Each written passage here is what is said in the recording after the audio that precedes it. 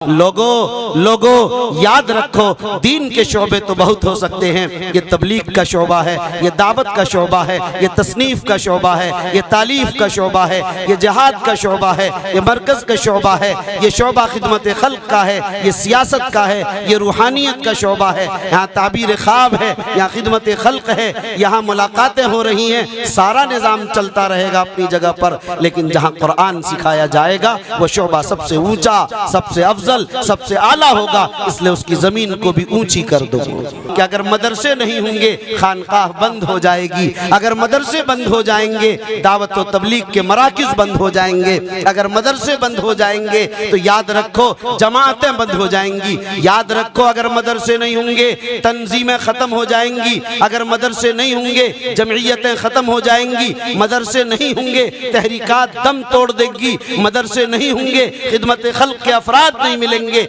ये मदरसे ही हैं जहां से अफराद तैयार होते हैं, इस कारखाने से जो जमात में, जो जमीयत में, जो तंजीम में, जो तहरीक में, जो इदारों में, जो खानकाहों में, तहरीकात में, दुनिया के तमाम शोबों में फैल जाते हैं। अल्हम्दुलिल्लाह अल्हम्दुलिल्लाह नहमदुहु व नस्तईनुहु व नस्तगफिरुहु व नुमिनु बिही व नतवक्कलु अलैहि व नऊज़ु बिल्लाहि मिन शुरूरि अनफुसिना व मिन सय्यिआति अअमालिना मन यहदिहिल्लाहु फला मुज़िल्ल लहु व मन युज़लिल्हु फला हादिय लहु व नशहदु अन ला इलाहा इल्लल्लाहु वहदहु ला शरीका लहु व नशहदु अन्न सय्यिदना व सनदना व हबीबना व शफीअना व मौलाना मुहम्मदन अब्दुहु व रसूलुहु। अऊज़ु बिल्लाहि मिनश शैतानिर रजीम, बिस्मिल्लाहिर रहमानिर रहीम। इन्ना नहनु नज़्ज़लना ज़िक्र व इन्ना लहु लहाफ़िज़ून। सदक़ल्लाहुल अज़ीम। मुअज़्ज़ज़ हाज़रीन, बुजुर्गों और दीनी भाइयों, पर्दा नशी माएँ और बहनों, अभी आप हज़रात उलमाए किराम के बयानात सुने हैं और आपको ये मालूम है कि ये प्रोग्राम बहुत मुख्तसर है। दस्तार बंदी का खुशनुमा मंजर भी आपके सामने आना है, इसलिए मैं कोई लंबी चौड़ी बात नहीं बल्कि आयत करीमा जो तिलावत की है उसी की बहुत ही मुख्तसर तशरीह पेश करूंगा और अपनी बात मुकम्मल कर दूंगा, फिर दस्तार बंदी और दुआ हो जाएगी। सबसे पहले हक़ जल्ल मजदहू के शुक्र के बाद मैं आप तमाम हज़रात का खुसूसन इस इदारे के ज़िम्मेदारान का, मोहतरम जनाब क़ारी शाहिद साहब का शुक्रगुजार हूँ कि आप हज़रात ने इस गुनहगार को इस मुतबर्रक प्रोग्राम के लिए दावत दी और कुछ कहने का ये गरां कदर मौका इनायत फरमाया। मैं शुक्रगुजार हूँ अपने बिरादर गिरामी हजरत मौलाना मुफ्ती काजी कलीमुद्दीन कासमी साहब दामद बरकातुहुल आलिया का भी कि जिन्होंने मुझे फ़ोन पर दावत दी और ये तरगीब दिलाई कि आपको यहाँ आना चाहिए और सब लोग आपके चाहने वाले और मुतमन्नी हैं और आप अब तक नहीं आ सके हैं। तो लंबे और लगातार बतसलसल प्रोग्राम के बावजूद और निज़ाम के काफ़ी टाइट होने के बावजूद मैंने ये निज़ाम बनाया और अल्लाह ताला ने उस पर मुझे कारबंद बनाया और तौफीक दी कि मैं आपके दरमियान हाजिर भी हो गया। मेरे भाइयों, आपको ये इंतज़ार रहा होगा कि नायब अमीर शरीयत आएंगे कुरान मजीद की कोई नई आयत पेश करेंगे और कोई नई तकरीर हमें सुनाएंगे, लेकिन आपने वही आयत सुनी जो आयत सारे लोग तिलावत करते हैं, इन्ना नहनु नज़्ज़लना ज़िक्र व इन्ना लहू लहाफ़िज़ून, कि हमने कुरान को नाजिल किया, हम ही उसके हिफाजत करने वाले हैं। दस्तार बंदी का जब जलसा होता है, हुफ़्फ़ाज़ की शान में जब तकरीब मुनाकिद की जाती है, कलाम इलाही की अज़मतों को बयान किया जाता है, तो इसी आयत की तिलावत की जाती है। आप हर रोज़ सुनते रहते हैं। मैंने इस आयत को इसलिए तिलावत किया ताकि मैं आपको ये बताऊं कि अगर वही आयत जिसे आप हर दिन हर जलसे हर प्रोग्राम के अक्सर मुकर्रिर से सुनते रहते हैं, अगर आपने कुरान मजीद की उस आयत पर भी अगर गौर कर लिया तो आपको हैरत होगी कि कुरान मजीद कैसे नुक्ते, कैसे नवादिरात, कैसे अजायबात और कैसी अजीब व गरीब चीजों को बयान करता है। देखिए आज अभी जो बच्चे हाफिज हुए हैं, ये सामने बैठे हैं हाफिज बच्चे हैं, माशाअल्लाह। आप लोग यहाँ सामने आ जाइए, इधर थोड़ा इनको जगह दिए। दो कितने हैं? 5 बच्चे हैं ना, 2 इधर आ जाएं, 2 उधर हो जाएं, 2-3 इधर करके तकसीम हो जाएं ताकि सामने खाली भी रहे। ये बच्चे जिनको आप चढ़ते हुए देख रहे सीढ़ियों पर, जो कभी जन्नत की सीढ़ियां तय करेंगे, और ये बच्चे हैं जो 5 बच्चे जिन्होंने हिफ्ज़ कुरान मजीद मुकम्मल किया, कुरान के ये हाफिज हो गए। आप हर दिन देखते रहते हैं कि कुरान के हाफिज बन गए, दस्तार बंदी हो गई, आपने फूल माला उसको पहना दिया, आपने समझा कि इसका हक अदा हो गया। बात सिर्फ इतनी नहीं है मेरे भाइयों, बात तो दर हकीकत यह है कि कुरान मजीद की इस आयत को आप देखिए कि अल्लाह क्या कह रहा है। इन्ना नहनु नज़्ज़लना ज़िक्र, उलमा बैठे हैं स्टेज पर और मुक़्तदर उलमा यहाँ तशरीफ रखते हैं इस छोटे से स्टेज पर। वो जानते हैं कि कुरान की इस आयत में अल्लाह रब्बुल इज़्ज़त ने बड़ी ताकीद के साथ बयान की। इन्ना भी ताकीद के लिए, फिर आना भी कह रहे, फिर वही नहनो का सेगा दोबारा ला रहे, और फिर नज़्ज़लना में भी वही जमा का सेगा, जमा मुतकल्लिम का, फिर इन्ना में ताकीद, फिर लहू ताकीद के लिए बतसलसुल 4-5 ताकीदात लाई, ये बताने के लोगों कुरान को हमने ही नाजिल किया है। हाँ ये लोगों तुम सही सुन रहे हो, मैं अल्लाह बोल रहा हूँ, हमने ही इस कुरान को नाजिल किया, किसी और ने नाजिल नहीं किया। मोहम्मद रसूलुल्लाह ने अपनी तरफ से कुरान नहीं गढ़ा है, जिब्राइल अमीन अपनी तरफ से नहीं लाए हैं, अबू बकर ने अपनी तरफ से जमा नहीं कर दिया है, उमर ने इसको लाकर पेश नहीं कर दिया है। हम अल्लाह बोल रहे हैं, हम ही इस कुरान के उतारने वाले, हम ही इस कुरान के भेजने वाले, हम ही इस कुरान को नबी को देने वाले, हम ही इसकी हिफाजत करेंगे कल क़यामत तक। इसलिए मेरे भाइयों, आपने देखा, आपको सवाल होगा कि तौरात आया मगर खत्म हो गया, तहरीफ हो गई, तब्दील हो गई, तरमीम हो गई, अपनी असली हालत में पूरी जमीन पर कई तौरात बाकी रही। इंजील का नुज़ूल हुआ, आसमानी किताब है, हजरत ईसा पर किताब नाजिल हो रही है, लेकिन वो किताब आज पूरी दुनिया में कहीं मौजूद नहीं। इतने लंबे चौड़े दुनिया में सबसे बड़ी कौम ईसाइयों की, लेकिन उनके पास उनकी किताब मौजूद नहीं। ये नहीं कि मैं कह रहा हूं, ईसाई खुद कहते और जानते हैं कि मेरे पास किताब असली मौजूद नहीं। मोटी सी बात है कि अरबी बाइबल अंग्रेजी में मौजूद है, अंग्रेजी में इंजील नाजिल ही नहीं हुआ, तो असली हालत में तो है ही नहीं कोई चीज। ज़बूर हज़रत दाऊद पर नाजिल हुआ, अल्लाह की किताब है, अल्लाह ने उतारा है, नबी बरहक पर उतारा है, अपने पैगंबर पर उतारा है, लेकिन ज़बूर भी अपनी हालत के अंदर पूरी दुनिया में कई मौजूद है। आप हजरात में से बहुत से लोग दारुल देवबंद पहुंचे होंगे, देखा होगा। जिन्होंने नहीं देखा वो भी जरूर जाकर देख लीजिए। वहाँ की लाइब्रेरी और कुतुबखाने में तौरात भी है, इंजील भी है, जबूर भी मौजूद है, वेद भी मौजूद है। वेद की चारों किस्में वो सब मौजूद है वहाँ पर। लेकिन ये याद रखिए, ये अपनी असली हालत पर मौजूद नहीं है। इन सब में तहरीफ हो गई, सब में तब्दील हो गई, लोगों ने बदल डाला है। मौजूदा दुनिया में जिस हालत में वो किताब वहां रखी हुई है, लेकिन अल्लाह का कलाम कुरान जिसमें कोई तब्दीली नहीं, कोई तगय्युर नहीं किसी भी तरह का। क्यों? इसलिए कि उस किताब की हिफाजत का अल्लाह ने जिम्मा नहीं लिया था, कुरान की हिफाजत का अल्लाह ने जिम्मा लिया। और इसलिए मेरे भाइयों कि वह सब अल्लाह की किताब थी, अल्लाह का मकतूब था, अल्लाह की तहरीर थी, अल्लाह की तरफ अल्लाह का कलाम नहीं था, अल्लाह के ज़बान मुबारक से निकले हुए इरशादात नहीं थे, आपके फरमूदात नहीं थे, आपके फरामीन नहीं थे, आपकी ज़ात अक़दस से निकले हुए कलाम नहीं थे। इसलिए वो चीज़ ज़ाय हो सकती थी, ज़ाय हो गई। लेकिन कुरान अल्लाह का कलाम है, अल्लाह भी अज़ल से अबद तक रहने वाली ज़ात है, कुरान भी हमेशा हमेशा रहने वाली किताब है।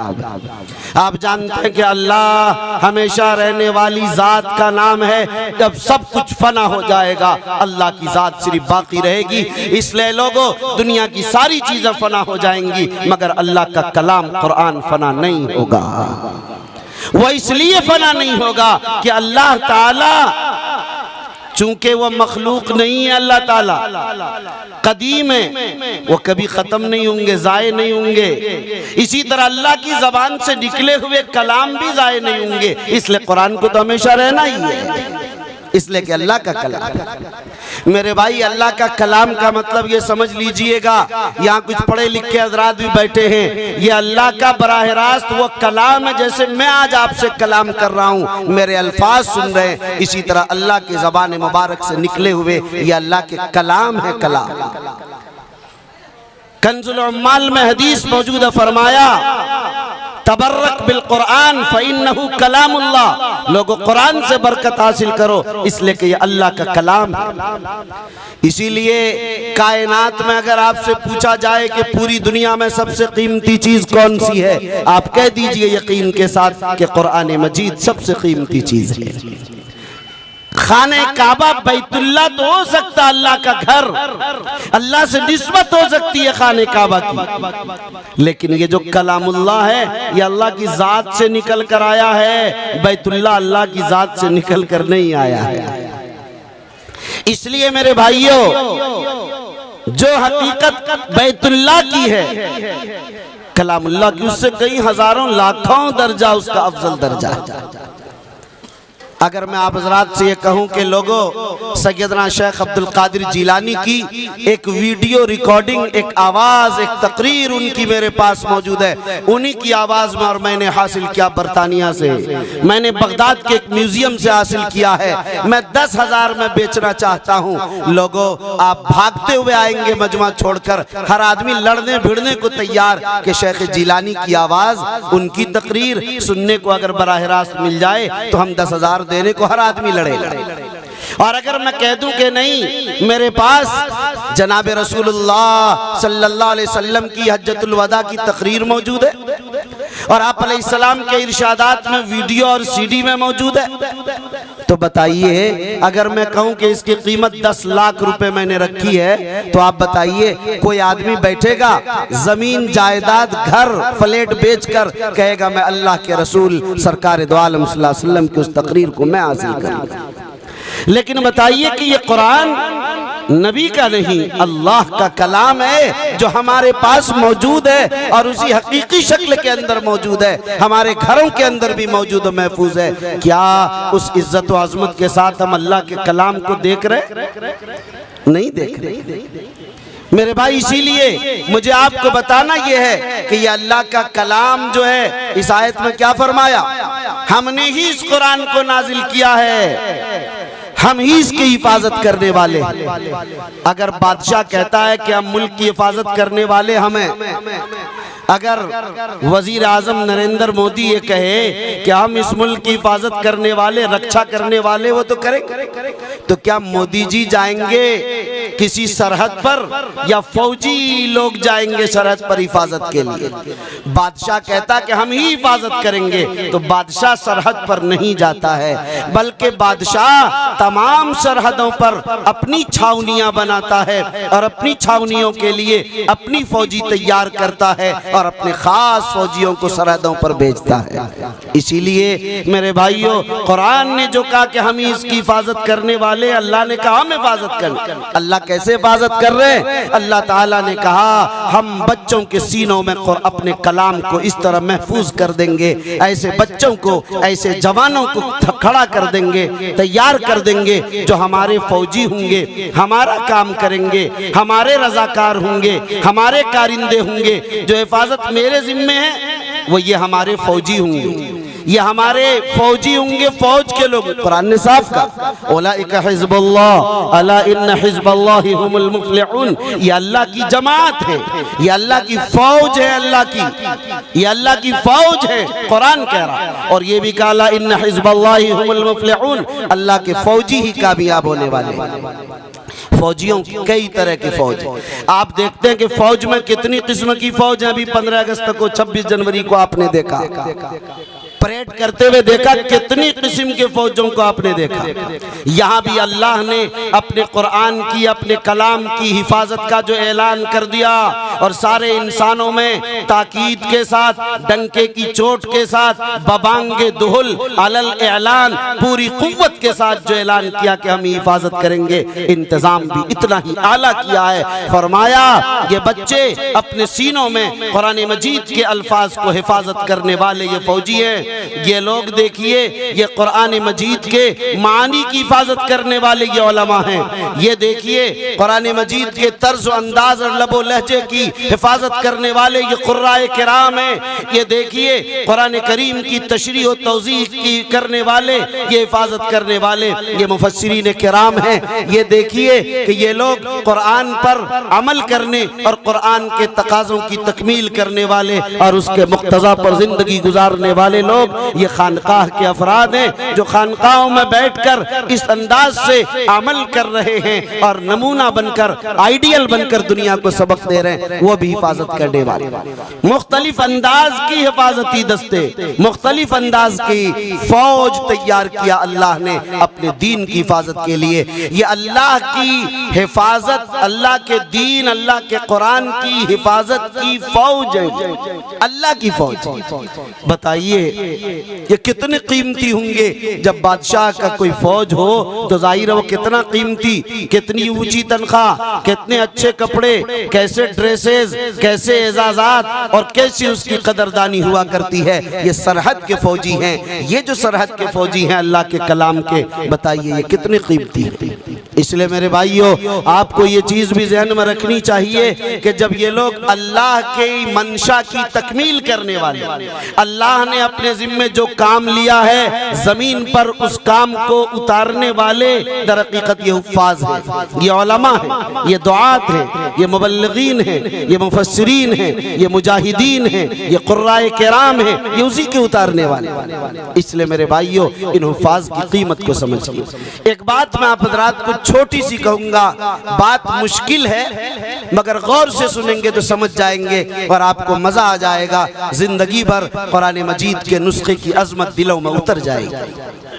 याद रखिए, इस जमाने में कुरान की किसी भी चीज की हिफाजत के दो तरीके होते हैं। एक तरीका होता है कंप्यूटर, आपने देखा कंप्यूटर में हिफाजत करते हैं। कंप्यूटर में आपने कुछ लिख लिया, तस्हीह कर ली, प्रूफ रीडिंग करके उसको प्रिंट करके और उसको फाइल में लगा दिया, आपने हिफाजत कर दी। जाहिर है कि यह हार्ड कॉपी कहलाती, जो आपने प्रिंट करके फाइल में रख दिया हिफाजत के लिए। और एक कॉपी होती है कि आपने प्रिंट नहीं किया बल्कि उसी हार्ड डिस्क में छोड़ दिया, हार्ड डिस्क में ही महफूज है। सीडी में आपने कर दिया, आपने पेन ड्राइव में कर दिया, आपने अपने मोबाइल में पीडीएफ भेज दी। जाहिर है ये जो हिफाजत के तरीके, प्रिंट नहीं लिया आप, ये आप इसको कहते हैं सॉफ्ट कॉपी कहते हैं। सॉफ्ट कॉपी के जरिए हिफाजत की जाती है और इस अंदाज से जो निकाल कर प्रिंट करके रखते हैं अपनी फाइल में हिफाजत के साथ, ये हार्ड कॉपी कहलाती है। दो तरीके हिफाजत के, हार्ड कॉपी के जरिए अपनी अलमारी में लगा देते हैं, सॉफ्ट कॉपी के जरिए अपने कंप्यूटर के हार्डवेयर उसमें हार्ड डिस्क में रख देते हैं, सीडी की शक्ल में, पेन ड्राइव की शक्ल में, पीडीएफ की शक्ल में बनाकर अपने मोबाइल पर, अपने व्हाट्सएप पर और अपने जहां भी हिफाजत के तरीके रख देते हैं। ये दर हकीकत सॉफ्ट कॉपी कहलाती है। कुरान मजीद की हिफाजत के लिए भी अल्लाह ने दोनों तरीके अता किए। आपने देखा कि ज़ैद इब्न साबित कुरान लिख रहे हैं, उबई इब्न काब कुरान लिख रहे हैं, 16 सहाबा कुरान लिख रहे हैं, अबू बकर फिर बाद में उमर के मशवरे से कुरान को जमा कर रहे हैं, मुसहफ़ उस्मानी तैयार हो जाता है, सारी दुनिया में किताबत कुरान का एक आम चलन हो जाता है, हत्ता कि प्रिंटिंग प्रेस आता है और दुनिया में कुरान का एक ज़ख़ीरा जमा हो जाता है, लाखों नहीं करोड़ों अरबों कुरान लोगों के हाथों में आ जाता है। ये पूरा जरिया कुरान की हिफाजत का दर हकीकत ये कौन सा जरिया है? ये जरिया है कौन सा? मैंने क्या बताया था आप लोगों को? प्रिंट के जरिए जो जमा किया जाता है वो कौन सा तरीका होता है हिफाजत का? बोलिए। हार्ड कॉपी भूल गए आप लोग?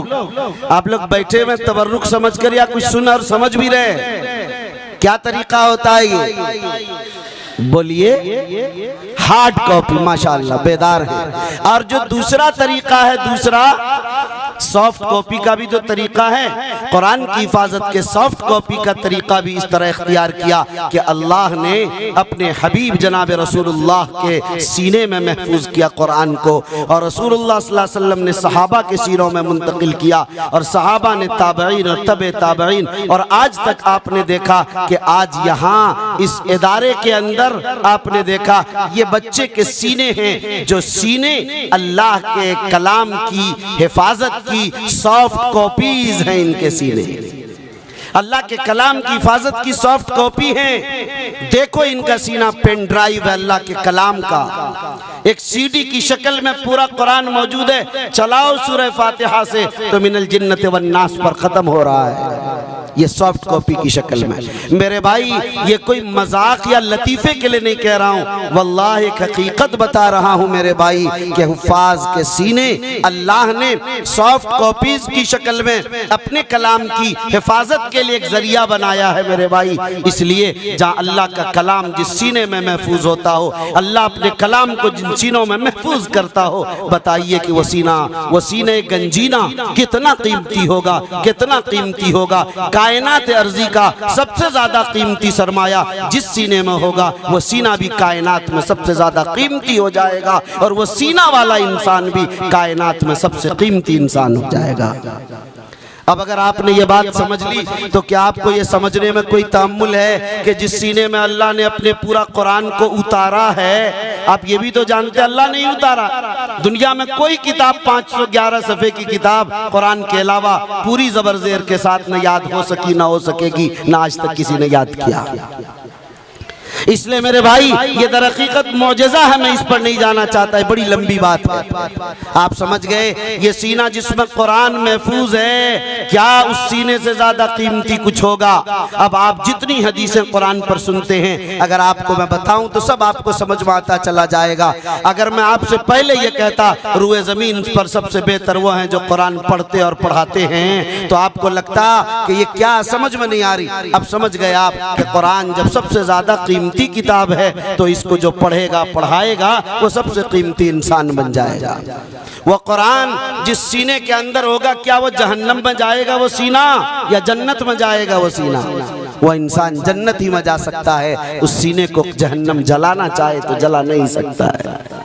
इसीलिए अगर इस बच्चे का क्या है, ये बच्चा तो अभी मासूम है, नाबालिग है, छोटे हैं, इनके माँ बाप असल कीमती हैं कि जिन माँ बाप ने इन बच्चों को मदरसे में भेजकर मजबूर किया कि बेटा तुझे पढ़ना है, और जिस दिन ये हाफिज साहब पढ़ने नहीं जाते थे, माँ बाप उसको बजाते थे, समझाते थे, उसके लिए जो भी कोशिश होती करते, अपनी कुर्बानी पेश करके मदरसा भेजा। खुदा की कसम इस सीने में उतारने वाले, अल्लाह की फौजी में शामिल करने वाले, ये खुद शामिल नहीं हुए, इनके माँ बाप ने आपने शामिल किया। जाओ अल्लाह की फौज में, जाओ अल्लाह के रजाकार बनो, जाओ अल्लाह के कारिंदा बनो, अल्लाह के काम करने वाले बनो। तो जिन माँ बाप ने भेजा, कल क़यामत में अगर उनके सर पर रोशन ताज रखा जाएगा और सारे लोग देखेंगे ये कौन कीमती लोग हैं कि सूरज की रोशनी भी फीकी पड़ रही इसके सामने, तो बताइए कि क्यों ये मुमकिन नहीं होगा।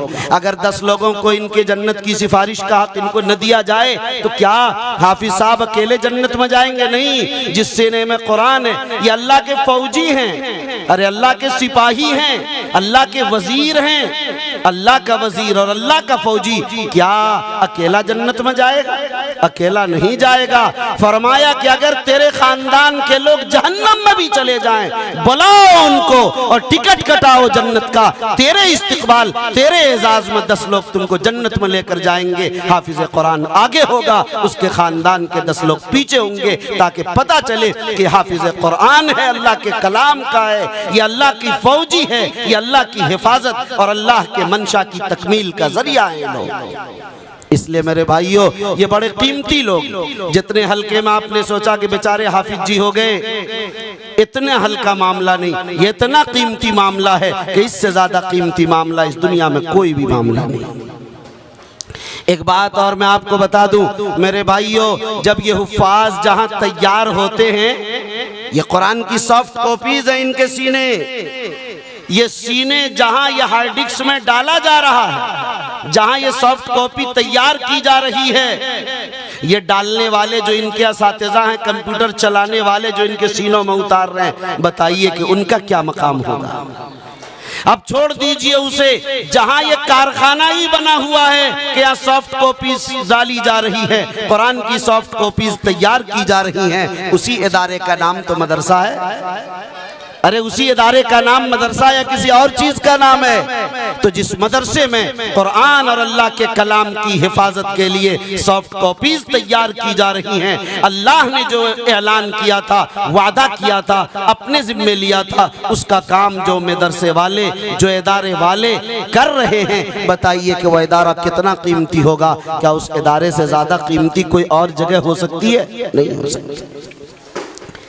इसी बुनियाद पर याद रखिए, मदरसे को हमने सोचा, आपने मदरसा देखा कि कमरे में एक मकान ले लिया मदरसा, आप जाकर देखिए दारुल उलूम देवबंद को, आप जाकर देखिए मज़ाहिर उलूम को, आप जाकर देखिए दारुल उलूम नदवतुल उलमा लखनऊ को। अल्लाह आपको तौफीक दे तो आप देखेंगे कि मदरसा की शान का नाम है, मदरसा की शान का और वक़ार का नाम है, लेकिन उसी की छोटी छोटी शक्लें, उसी की शाखें हिंदुस्तान और बर्रे सगीर नहीं, दुनिया के गोशे गोशे, खित्ते खित्ते में ये छोटे छोटे चिराग जल रहे, मगर हिस्सा वही है। लोग कहते हैं कि हजरत एक छोटा सा मदरसा हमारा, मैंने कहा मदरसा छोटा नहीं होता है, हम और आप छोटे हो सकते हैं, मदरसा तो बड़ा ही होता है।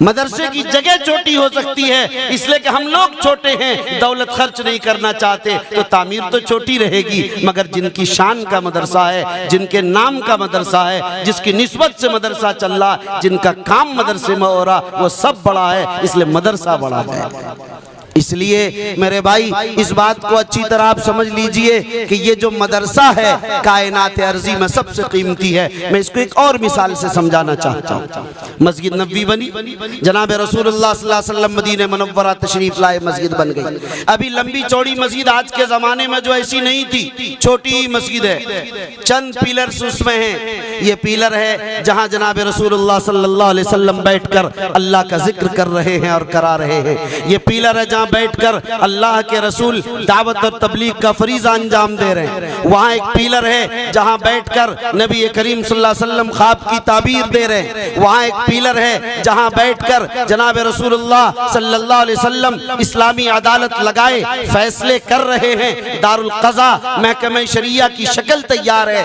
ये वहाँ एक पिलर है जिस पिलर के नीचे बैठकर वफूद से मुलाकात कर रहे हैं, जो सारे अरब बैरून अरब से लोग जनाब रसूलुल्लाह सल्लल्लाहु अलैहि वसल्लम से मिलने आ रहे हैं, आप उनसे मुलाकात कर रहे हैं उस पिलर के नीचे। वो पिलर क्या है? उस पिलर के नीचे मशवरे हो रहे हैं, अबू बकर उमर बैठे हैं, मखसूस सहाबा बैठे हैं, अशरे मुबश्शरा का जलो है। ये वो लोग हैं जो वजीर हैं, जो मुशीर कार हैं, जहां मशवरे हो रहे हैं, निजाम तय पा रहा है। ये क्या है? इस पिलर के नीचे नए आने वालों को वजू की तालीम दी जा रही है, उसे पाक होने की तालीम दी जा रही है, ताकि जनाब रसूलुल्लाह से मुलाकात का शर्फ हो सके। ये सारा निजाम कायम है। ये जो पिलर है, यहाँ क्या हो रहा? फरमाया कि इस पिलर के नीचे कुरान मजीद पढ़ाया और सिखाया जा रहा है। सरकार ने फरमाया इन सारे पिलरों को इसी तरह रहने दो, काम इसी तरह चलता रहेगा, निजाम इसी तरह चलता रहेगा। यहाँ जिक्र की मजलिस है, खानका लगी हुई, वहाँ ताबीर ख्वाब की मजलिस है, वहाँ खिदमत खल्क की मजलिस है, वहाँ सियासत की मजलिस है, वहाँ दारुल क़ज़ा की मजलिस है, वहाँ वफूद से मुलाकात की मजलिस है। सारा काम की मस्जिद में हो रहा है। लेकिन आपने फरमाया कि लोगों सारे पिलर इसी तरह रहेंगे, मगर जहाँ कुरान की तालीम हो रही है उस पिलर को 1.5 हाथ जमीन से ऊंची कर दो, उस जमीन को, और उसका नाम सुफ़ा और चबूतरा रख दो। और आज मैं इसलिए बना रहा हूँ कि क़यामत तक मदरसा ऊंचा रहेगा, और दुनिया वालों को ये बताने के लिए मैं इसको ऊंचा कर रहा हूँ। लोगों याद रखो, दीन के शोबे तो बहुत हो सकते हैं। ये तबलीग का शोबा है, ये दावत का शोबा है, ये तसनीफ का शोबा है, ये तालीफ का शोबा है, ये जिहाद का शोबा है, ये मरकज का शोबा है, ये शोबा खिदमत खल्क का है, ये सियासत का है, ये रूहानियत का शोबा है। यहाँ ताबीर ख्वाब है, यहाँ खिदमत खल्क है, यहाँ मुलाकातें हो रही हैं। सारा निज़ाम चलता रहेगा अपनी जगह पर, लेकिन जहाँ कुरान सिखाया जाएगा वो शोबा सबसे ऊंचा, सबसे अफजल, सबसे आला होगा। इसलिए उसकी ज़मीन को भी ऊंची कर दो। फरमाया के लोगों तुम्हें मालूम होना चाहिए कि मैं सारे इदारों से मदरसे को क्यों ऊंचा कर रहा हूँ। फरमाया के लोगों याद रखना, मदरसे को इसलिए ऊंचा कर रहा हूँ कि अगर मदरसे नहीं होंगे खानकाह बंद हो जाएगी, अगर मदरसे बंद हो जाएंगे दावत व तबलीग के मराकिज बंद हो जाएंगे, अगर मदरसे बंद हो जाएंगे तो याद रखो जमातें बंद हो जाएंगी। याद रखो अगर मदरसे नहीं होंगे तंजीमें खत्म हो जाएंगी, अगर मदरसे नहीं होंगे जमइयतें खत्म हो जाएंगी, मदरसे नहीं होंगे तहरीकात दम तोड़ देगी, मदरसे नहीं होंगे खिदमत खल्क के अफराद नहीं मिलेंगे। ये मदरसे ही हैं जहां से अफराद तैयार होते हैं, इस कारखाने से जो जमात में, जो जमीयत में, जो तंजीम में, जो तहरीक में, जो इदारों में, जो खानकाहों में, तहरीकात में, दुनिया के तमाम शोबों में फैल जाते हैं और उन शोबों को कारगुजार बाफैज बनाकर दुनिया के सामने खिदमत का एक बेहतरीन शोबा पेश कर देते हैं। इसलिए मेरे भाइयों मदरसे को ऊंचा कर दिया, यही बताने के लिए लोगों खिदमत के तमाम शोबे हैं, सब दोस्ती के साथ रफाकत के साथ काम करेंगे। यहाँ किसी दुश्मनी और अदावत के साथ नहीं, सब रफीक बनकर काम करें, फरीक बनकर नहीं। लेकिन जब बारी आएगी तरजीह की तो बताया जाएगा कि मदरसा सबसे अजीमुशान जगह है। तो मेरे भाइयों बात लंबी हो रही है, मुझे बहुत मुख्तसर अब बात को ख़त्म करने पर आ रहा हूँ कि लोगों आपने ये समझ लिया कि मदरसा अल्लाह के कलाम की हिफाजत की एक शक्ल है जहां कुरान की सॉफ्ट कॉपीज तैयार की जा रही है। मदरसा इसीलिए ये सॉफ्ट कॉपीज का सिलसिला कब शुरू हुआ जरा वो भी देख लीजिए, एक बात फिर मैं बात खत्म करूंगा। अल्लाह रब्बुल इज्जत ने बात को मौजू पर आने दीजिए। अर्ज ये कर रहा था मेरे भाई कि अल्लाह के कलाम का, कुरान मजीद का एक ये भी नजरिया देखिए। ये मदरसे जो सॉफ्ट कॉपी शुरू कर रहे कहाँ से? सबसे पहले अल्लाह रब्बुल इज्जत है जो दर्जे हिफ्ज के पहले मुदर्रिस जन अल्लाह रब्बुल इज्जत की जात अक़दस है, जिन्होंने जनाब रसूलुल्लाह सल्लल्लाहु अलैहि वसल्लम को कुरान भेजा, उतारा, याद कराया। अल्लाह ने साफ कहा ए नबी आप परेशान मत होइए, जबान को तेजी से इस खौफ से हरकत न दीजिए कि आप भूल जाएंगे। आप नहीं भूलेंगे, हम आपको याद करा के छोड़ेंगे। वो उस्ताद हैं और अल्लाह के नबी उसको पढ़ने वाले, हिफ्ज करने वाले। समझिए दुनिया में सबसे पहला हाफिज कौन है कायनात में? सबसे पहले हाफिज जनाब रसूलुल्लाह सल्लल्लाहु अलैहि वसल्लम है। इसलिए कि कुरान का नुज़ूल हो रहा, कुरान इधर मुकम्मल, नबी करीम सल्लल्लाहु अलैहि वसल्लम का हिफ्ज मुकम्मल। जितना कुरान उतरता था नबी करीम सल्लल्लाहु अलैहि वसल्लम उसको याद कर लेते थे। तो जितना कुरान उतरा, जिस दिन कुरान की तकमील हुई, नुज़ूल की तकमील हुई, उसी दिन जनाब रसूलुल्लाह सल्लल्लाहु अलैहि वसल्लम के हिफ्ज़ की भी तकमील हो गई, हाफिज़ कुरान हो गए। मैं बताना ये चाहता हूँ लोगों आप हज़रात से कि सबसे पहले हाफिज़ कौन है? जनाब रसूलुल्लाह सल्लल्लाहु अलैहि वसल्लम। फिर आप सल्लल्लाहु अलैहि वसल्लम ने क्या किया? जितना कुरान उतरता सहाबा को सुनाते, याद कराते, सहाबा याद कर लेते, सहाबा ने ताबईन, तबे ताबईन, ये सिलसिला चला आज तक पहुंच गया। लेकिन मुझे बताना ये है कि बताइए कि हिफ्ज़ कुरान मजीद करना नबी ने किया ना, कुरान का हिफ्ज़, तो हिफ्ज़ करना नबियों वाला काम हुआ कि नहीं हुआ? भाई हिफ्ज़ करना नबियों वाला काम हुआ, इसलिए कि सबसे पहले किसने हिफ्ज़ किया? नबी ने। तो जो हिफ्ज़ करेगा, हिफ्ज़ करने वाला किनका काम करने वाला होगा? नबियों वाला काम। तो गोया हिफ्ज़ करना कौन सा काम हुआ? नबियों वाला। आपने ये भी देखा कि सहाबा ने भी हिफ्ज़ किया, सारे सहाबा ने हिफ्ज़ किया। तो ये बच्चे जो हिफ्ज़ कर रहे हैं, ये सहाबा वाला काम कर रहे हैं कि नहीं कर रहे हैं? खुलासा क्या निकला कि ये नबियों वाला काम भी कर रहे हैं, ये सहाबा वाला भी काम कर रहे हैं। इसलिए कि अल्लाह के नबी ने हिफ्ज़ किया भी है, कराया भी है। ये मुदर्रिसीन जो हिफ्ज़ के हैं, ये नबियों वाला काम कर रहे हैं कि हिफ्ज़ करा रहे हैं, ये सहाबा वाला काम कर रहे हैं। तो मदरसे में भी नबियों वाला और सहाबा वाला काम होता है। आपने समझ लिया कि नहीं समझ लिया? पता चला कि मदरसे में नबियों वाला सहाबा वाला काम होता है। तो कितना ऊंचा, कितना कीमती जगह है ये मदरसा जहाँ नबियों वाला सहाबा वाला काम हो रहा है। इसलिए मेरे भाइयों, इस मदरसे को आप बड़ी अहमियत और अजमत के साथ इसको जगह दीजिए। इसलिए मैं कहा करता हूँ कि लोगों, अगर इस हाफिज़ कुरान के पैर को धोकर भी हम पीना चाहें तो इस हाफिज़ कुरान की अजमत का हम हक अदा नहीं कर सकते। ये तो इस लायक हैं कि इनके कदमों में हम गिर जाएं, जिंदगी गुजार दें, अपने जिस्म की खाल निकाल कर इनके कदम की जूती बना दें। खुदा की कसम हाफिज़ कुरान का हक अदा नहीं कर सकते। इसलिए ये कीमती लोग हैं, अल्लाह का कलाम इनके सीने में महफूज हो गए। इसलिए मेरे भाई, इन मदरसों की इज्जत व अजमत का आप ख्याल रखिए। ये जो हाफिज़ कुरान बन जाते हैं, जहन्नम की आग उन पर हराम हो जाती है, ये जन्नत में जाते हैं। और जन्नत के कौन से दर्जे में? सबसे आखिरी दर्जे में। याद रखिए ये बात भी, जन्नत का सबसे आखिरी दर्जा 6666वीं मंजिल। कुरान की आयत भी उतनी ही बनाई, 6666 आयत है। और हाफिज को यही कहा जाएगा, पढ़ते जाओ और चढ़ते जाओ।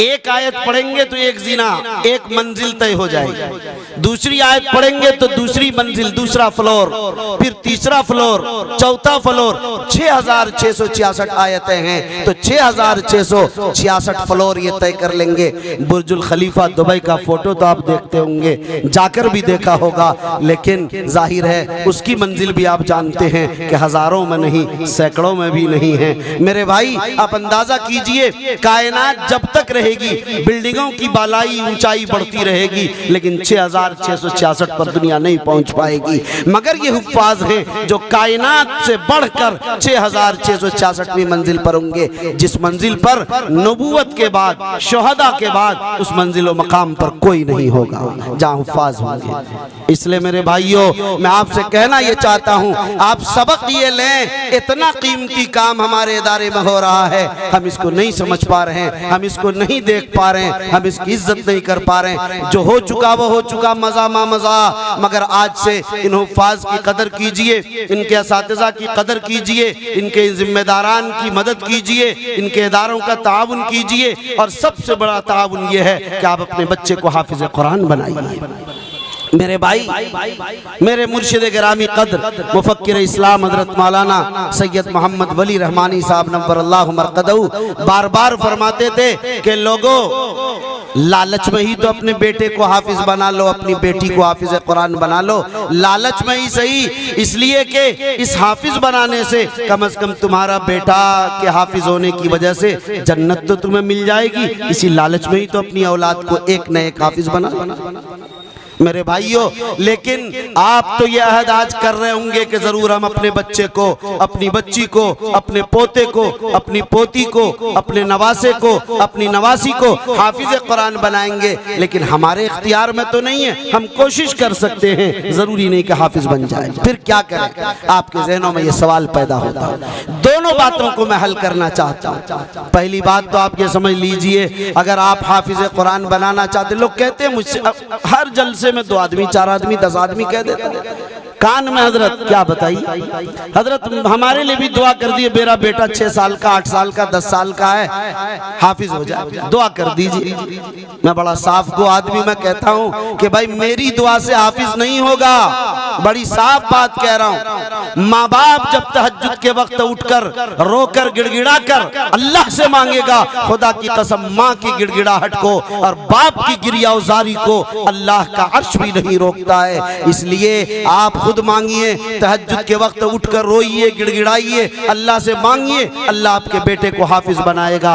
एक काम तो आपको ये करना है। दूसरा काम ये करना, अगर आप हाफिज बनाना चाहते हैं, कि हाफिज कुरान की, आलिम दीन की, मदरसों की इज्जत और अजमत अपने दिल में बैठाइए, उलमा की खिदमत कीजिए, उनको हदिया दीजिए, उनको तोहफा दीजिए, उनकी जूतियां सीधी कीजिए, यानी उनके काम आ जाइए, उनकी इज्जत और अजमत के लिए अपने आप को बिछा दीजिए। अगर आपने उलमा की इज्जत और अजमत के लिए अपने आप को लगा दिया, कुर्बान कर दिया, खुदा की कसम दुनिया की कोई ताकत आपकी औलाद को हाफिज बनने से नहीं रोक सकती है।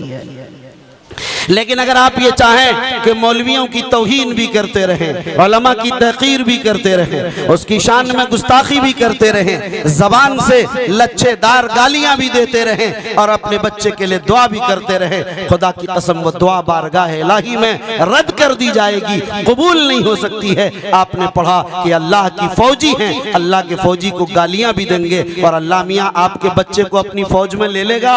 नहीं लेगा। इसलिए मेरे भाई, आपको अगर अपनी औलाद को, अपनी नस्लों को कामयाब करना, अगर आपको दीन का दाई, दीन का मुखलिस, दीन का खादिम और कलामुल्लाह का हाफिज और आलिम बनाना है, तो आपकी जिम्मेदारी है कि आप उलमा की, मदारिस की, दीन की, दीनदारों की, कलामुल्लाह की और कलामुल्लाह वालों की आप कद्र कीजिए, उसकी आजमत को जगह दीजिए अपने दिल में। खुदा की कसम याद रखिए, अगर आपने ऐसा किया तो आपकी औलाद जरूर हाफिज बनेगी। अगर आपकी औलाद न बन सकी, मैं जमानत लेता हूं कि आपका पोता, आपका नाती, आपकी अगली नस्ल में जरूर इल्म का सिलसिला जारी हो जाएगा। इसलिए मेरे भाई, आप इस काम को कीजिए। रास्ता अपनी औलाद में दीन को लाने का, अपनी नस्लों को दीन पर कायम रखने का यही तरीका है कि आप अपनी दिलों में इज्जत व अजमत बैठाइए और दुआ में लग जाइए। लेकिन मेरे भाइयों, ये सब भी कुछ कर लिया, अगर पोता हाफिज बना तो बेटा बाप को तो नहीं मिलेगा। औरंगजेब आलमगीर रहमतुल्लाह अलैह का बेटा हाफिज हुआ तो दादा शाहजहां के पास जब बच्चा गया तो दादा रोने लगे, अरे औरंगजेब, मेरा बेटा हाफिज होता तब तो मैं जन्नत मिलती, हमारे सर पर रोशन ताज होता। औरंगजेब ने औरंगाबाद की मस्जिद के तहखाने में जहां हिफ्ज किया, उस जगह को आज भी म्यूजियम की शक्ल में महफूज कर दिया। वो कुरान आज भी महफूज है। मेरा जाना हुआ और मैंने देखा, वहां चंद महीनों में तख्त शाही और सल्तनत के बावजूद औरंगजेब ने हिफ्ज करके अपने बाप को पूरा कुरान सुनाया और बाप की जो तमन्ना थी उसकी तकमील की। तो मेरे भाइयों, अर्ज ये करना चाहता हूं कि कोई चीज नामुमकिन नहीं है। अगर आप चाहें तो अपनी जन्नत के लिए आप अपनी औलाद को जिस तरह भी चाहें हाफिज बनाएं, जब आपके लिए फायदा है। मगर आपका बेटा 40 साल का, 50 साल का, 60 साल का हो गया, आपकी उम्र 80 की हो गई, तब आप क्या करेंगे? या आपका बच्चा है मगर हिफ्ज को तैयार नहीं, या आपका बच्चा ही नहीं, वगैरह हजारों शक्लें होती हैं, सब थोड़े हाफिज बन जाते हैं। ज़ालिका फ़ज़्लुल्लाह युतीहि मन यशा, ये तो अल्लाह का फजल है, वो जिसे चाहता अता कर देता। वो अल्लामा अनवर शाह कश्मीरी जो हाफिज़े के इमाम हैं, जो बुखारी के हाफिज, मुस्लिम के हाफिज, हिदाया के हाफिज, फतुल कदीर के सफ़ात हजारों याद है जिन्हें, लेकिन कुरान के हाफिज कोशिश के बावजूद भी 3 मरतबा शुरू किया अल्लामा कश्मीरी ने हिफ्ज़ करने की कोशिश की, मगर हाफिज कुरान नहीं हो सके। ये अल्लाह का फजल है, वो जिसे चाहता अता करता है। सैयदना शेख अब्दुल कादिर जिलानी, जिनकी नस्ल में हजरत मुंगेरी और हजरत मौलाना मिन्नतुल्लाह रहमानी, मौलाना वली रहमानी, ये बुजुर्गान दीन है। हजरत मौलाना वली रहमानी साहब ने बताया कि शेख जिलानी के बाद जो हमारी नस्ल 27वीं पुश्त पर है, लेकिन बड़े बड़े उलमा पैदा हुए अपने वक्त के, मगर हजरत मौलाना ने बताया कि मेरी नस्ल में शेख जिलानी तक कोई हाफिज कुरान पैदा नहीं हुआ। ये ज़ालिका फ़ज़लुल्लाह युतीहि मन यशा, ये अल्लाह का फजल है, वो जिसे चाहता अता करता। मेरे भाइयों याद रखिए, खुदा की कसम ये बच्चे इस लायक नहीं थे। अगर ये कुरान मौजिज़ न होता, अगर ये अल्लाह का कलाम मौजज़ा न होता, ये बच्चे मुमकिन नहीं कि हाफिज बन जाएंगे। कल मगरिब के बाद मैंने एक जगह, अभी मुस्तफ़ाबाद के इलाके में, कल मगरिब के बाद मैं एक बयान के बाद जब मिला, एक साहब मुझसे मिले, कहने लगे कि हज़रत ये मेरा वल्लाह 5 साल का बच्चा है, अभी चंद महीने में अब उसके हिफ्ज़ की तकमील होने वाली। 5 साल का बच्चा, तसव्वुर कीजिए कि 5 साल का बच्चा हाफिज, ये अल्लाह का कलाम का मौजज़ा है। इसलिए मेरे भाई बात मुख्तसर कर रहा हूँ, बल्कि अब ख़त्म करने जा रहा हूँ। मेरे भाई आखिरी नुस्खा बताकर ख़त्म कर रहा हूँ। जब आपके बच्चे हाफिज नहीं हो पा रहे हैं तो क्या होगा? आपके पास फिर भी नुस्खा ये इस्लाम है। इस्लाम जिंदा व जावेद क़यामत तक रहने वाला मजहब, हर मुश्किल का हल और हर मसले की तदबीर यहाँ मौजूद है। फरमाया अगर आपका बच्चा इस लायक नहीं, आप ये तो कर सकते हैं कि आप गए, कारी शाही साहब मुझे एक बच्चा दे दीजिए जिसका खर्च मैं दूंगा, ताकि ये बच्चा मेरी तरफ से हाफिज होगा, ताकि कल क़यामत में मेरी नजात का और मेरी जन्नत का, मेरी आखिरत के संवरने का सामान हो जाए। कारी शाही साहब ने कहा भाई 1000 रुपये महीना खर्च होगा, 12,000 रुपये होगा। आपने कहा कारी साहब 1000 की तो बिरयानी खा जावे, एक दिन होटल से खाना लाते तो 1000 का हो जाता, महीने में एक दिन कुर्बान कर देंगे।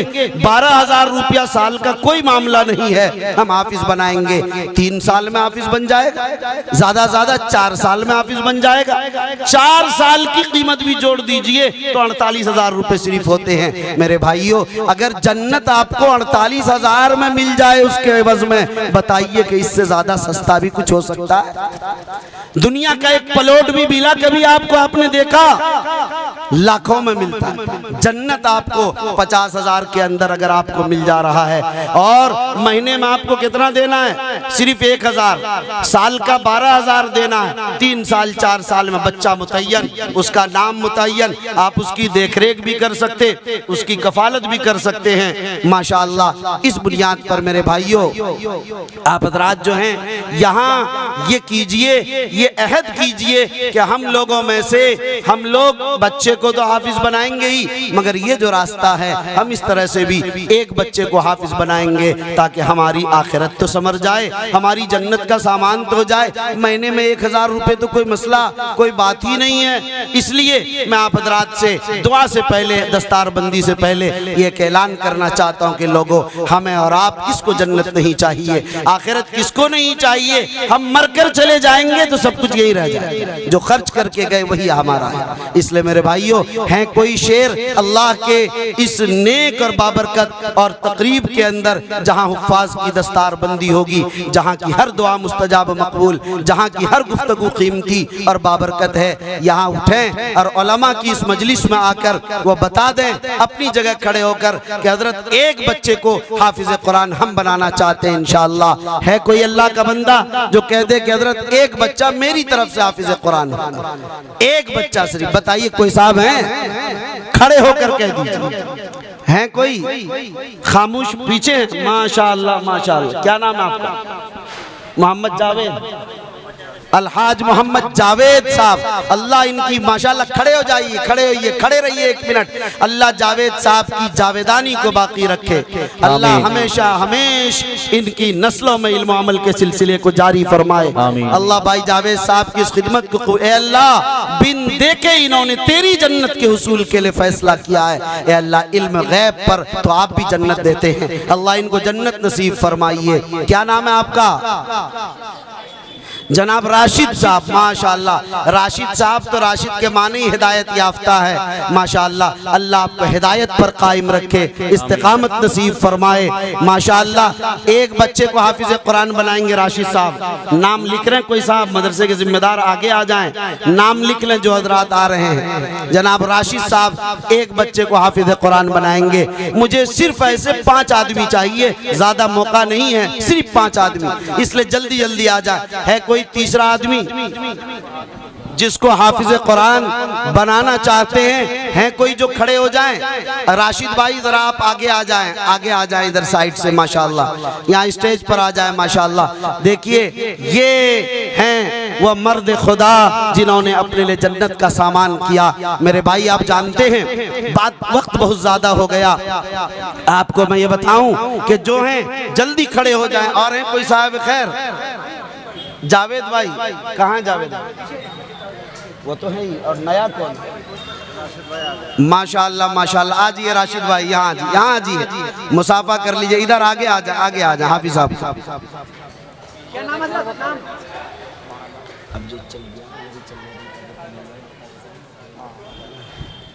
एक और तो बहरहाल माशाअल्लाह माशाअल्लाह। क्या नाम है आपका? मोहम्मद सालिम। अल्लाह उन्हें सलामत रखे, अल्लाह कल्बे सलीम अता फरमाए, अल्लाह जन्नत में जगह नसीब फरमाए, इनकी नस्लों में इल्म अमल के सिलसिले को जारी फरमाए। भाई सलीम साहब, सालिम साहब जो हैं ये भी एक हाफिज कुरान बनाना चाहते हैं अपनी तरफ से, माशाअल्लाह। अल्लाह कबूल फरमाए, अल्लाह जज़ाए खैर अता फरमाए, अल्लाह ताला इन्हें जन्नत में जगह दिया। ऊपर आ जाए, ऊपर आ जाइए माशाअल्लाह। भाई सालिम साहब ऊपर आ जाए माशाअल्लाह, यहाँ आ जाए माशाअल्लाह। 3 लोग हो गए ना, 3 लोग, और सिर्फ 2 आदमी चाहिए। कोई हैं तो जल्दी आ जाएं भाई, फिर मौका नहीं मिलेगा। क्या नाम है आपका? हाजी आरिफ साहब। अच्छा माशाअल्लाह माशाअल्लाह। हाजी आरिफ साहब मदरसे की हर वक्त मदद और खिदमत करते रहते हैं, मगर आज भी वो अपने जज्बे को नहीं रोक सके। अल्लाह हाजी आरिफ साहब को अल्लाह की मारिफत नसीब फरमाए, अल्लाह ताला इनकी नस्लों में इल्म अमल के सिलसिले को जारी फरमाए।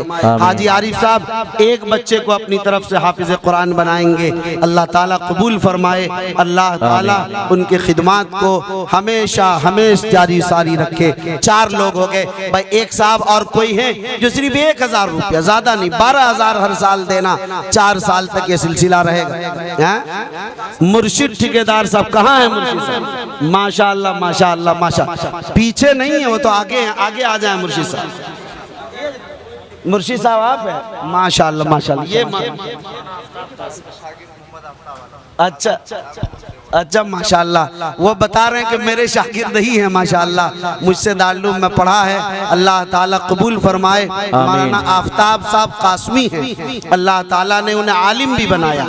आलिम को भी खुद सिफारिश का हक होगा, लेकिन वह आलिम हैं जो डर रहे हैं अल्लाह से कि जितनी शक्लें पैदा कर सकूं। मौलाना 7 ज़मीन व आसमान को सोने से भरकर कल क़यामत के दिन कोई देना चाहेगा, अल्लाह जहन्नम से नजात, जन्नत में दाखिला कबूल नहीं किया जाएगा। आज दुनिया कबूलियत की और खेती की घड़ी है, शायद अब नहीं समझ पा रहे हैं। यहाँ तो कोई शख्स को बैठना नहीं चाहिए।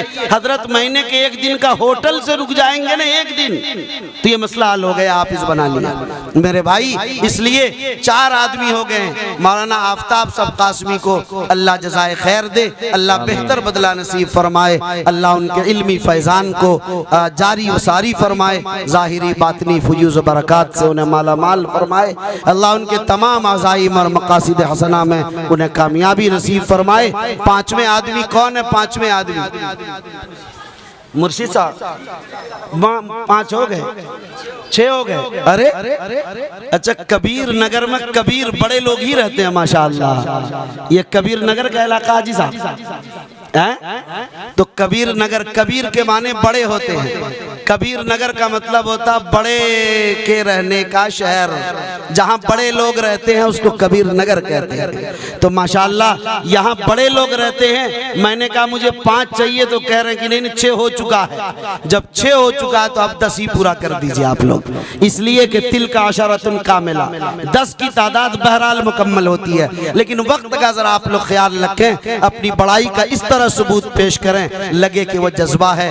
मेरे भाई एक छोटी सी सी बात मैं अर्ज करना चाहता हूँ आपसे। हारून रशीद का नाम तो आप खूब सुनते हैं, उनकी बीवी जुबैदा का नाम भी सुनते हैं। जुबैदा एक रोज लाओ लश्कर के साथ जा रही थी, देखा कि उस जमाने के मजजूब बुजुर्ग थे बहलोल नामी, घर बना रहे, मिट्टी के घरौंदे जैसे बच्चे करते हैं। जुबैदा ने मजाक किया कि बहलोल क्या कर रहे हो? कहा कि जन्नत का महल बना रहे हैं, मजाक में। जुबैदा ने कहा कि बेचोगे? कहाँ बेचेंगे? कितने में? कहा 10,000 दिनार में। तो जुबैदा तो बादशाह हारून रशीद की बीवी है, उसके लिए 10,000 दिनार भी क्या था। उन्होंने 10,000 निकाल कर, बुजुर्ग थे, मजजूब थे ना, उनको तो नवाजना था, दे दिया उन्होंने 10,000 दिनार। कहा कि ले लिया मैंने जन्नत का महल। उसी रात हारून रशीद बादशाह ने ख्वाब देखा, जन्नत में घूम रहे हैं, एक महल है जिस पर जुबैदा का महल लिखा। दाखिल होना चाहा, वहां दरबान ने रोक दिया। कहा रे मेरी बीवी का महल? कहा हाँ आपकी बीवी का महल है, आपका नहीं है। ये जन्नत है, दुनिया नहीं है, आखिरत है, ये आपकी बीवी का महल है। आंख खुल गई। जुबैदा से पूछा क्या हुआ? ये देखा मैंने। जुबैदा रोने लगी ज़ारो कतार। और जुबैदा ने बाद में कहा बादशाह मैंने तो मजाक से मजजूब बहलोल को 10,000 दिनार दिए, उन्होंने कहा जन्नत में महल तामीर कर रहे हैं। अल्लाह ने हकीकत में तब्दील कर दिया उसे। मेरे भाई, बादशाह सुबह होने का इंतजार किया, लाओ लश्कर के साथ मजजूब बहलोल की तलाश में दौड़ा। हम भी एक महल खरीद लेंगे, जितना पैसा लेना चाहेगा। वो तो मजजूब थे, अल्लाह वाले थे। दूर से जब देखा बादशाह को आता हुआ कि बादशाह हारून रशीद का लाओ लश्कर आ रहा है, वहीं दूर ही से पहले ही कह दिया मजजूब बहलोल ने, कहा शाह बहलोल ने कि बादशाह सारी सल्तनत भी दे दोगे तो अब तुम्हें जन्नत नहीं मिल सकती। बिन देखे जन्नत मिला करती है, देखने के बाद तो सारी सल्तनत के बदले भी जन्नत नहीं मिल सकती। जुबैदा ने बिन देखे मेरे घरौंदे पर यकीन किया था, इसलिए जन्नत मिल गई। इसलिए मेरे भाई, हमारा ईमान ही सारा गैब पर है। हमने न जन्नत देखी, न जहन्नम, न हश्र, न नश्र, न कब्र, न दोज़ख, कुछ भी तो नहीं, लेकिन हमें ईमान पर यकीन है। सैफ भाई, माशाअल्लाह, सैफ भाई के आगे पीछे है कुछ लगा हुआ, लोग पहचान रहे हैं कहाँ के रहने वाले? माशाअल्लाह, आगे आए। ये सैफुल इस्लाम है, सैफ के माने ही इस तलवार के आते हैं। माशाअल्लाह, अल्लाह ताला इन्हें इसी तरह से ज़हीन, होशियार, दुनिया के हर शोबे में कामयाब, कामरान और आखिरत में ऊपर आ जाएं। आप ऊपर आ जाएं, ऊपर आ जाएं। माशाअल्लाह सैफ भाई, अल्लाह इनकी खिदमत को कबूल फरमाए। कितने? 7 हो गए माशाअल्लाह, 7 हो गए। अच्छा माशाअल्लाह, माशाअल्लाह। जन्नत के दरवाजे जो है 7 नहीं 8 हैं। एक आदमी और जल्दी आ जाए, जल्दी है कोई साहब? 10 पहुंचना। माशाअल्लाह, खड़े हो जाइए, खड़े हो जाइए। माशाअल्लाह, क्या नाम है आपका? ओ माशाअल्लाह, शोएब आलम साहब, अल्लाह कबूल फरमाए। यहाँ उस स्टेज पर आइए आप, हाजी आरिफ साहब के बगल में बैठिए, यहाँ नाजिम साहब के बगल में इनको जगह दीजिए। माशाअल्लाह, आज ही ये 8 लोग हो गए जो हाफिज कुरान बनाना चाहते हैं। 48,000 रुपए इन्हें खर्च करने हैं, हर साल 12,000 के 4 साल तक इन्हें देना है। अगर हाफिज आप कह दें कि 3 में हो गया तो छोड़ देंगे, आगे अगले नया हाफिज बनाना चाहें तो बनाएंगे। हाफिज साहब ने अगर कह दिया, कारी शाही साहब ने, कि 4 साल में भी आपका बच्चा हाफिज नहीं हुआ, 5वां साल लगेगा, कुंज़ैन है तो बढ़ जाएगा। एक औसत मैंने बताया है कि 4 साल में हाफिज हो जाता है। माशाअल्लाह, ये शोएब भाई को भी अल्लाह ताला कबूल फरमाए, उनके तमाम जायज़ मकासिद में उन्हें कामयाबी नसीब फरमाए। मेरे भाई, अब और कोई है 9वें और 10वें आदमी? 2 आदमी सिर्फ आइए ताकि फिर दुआ हो जाए।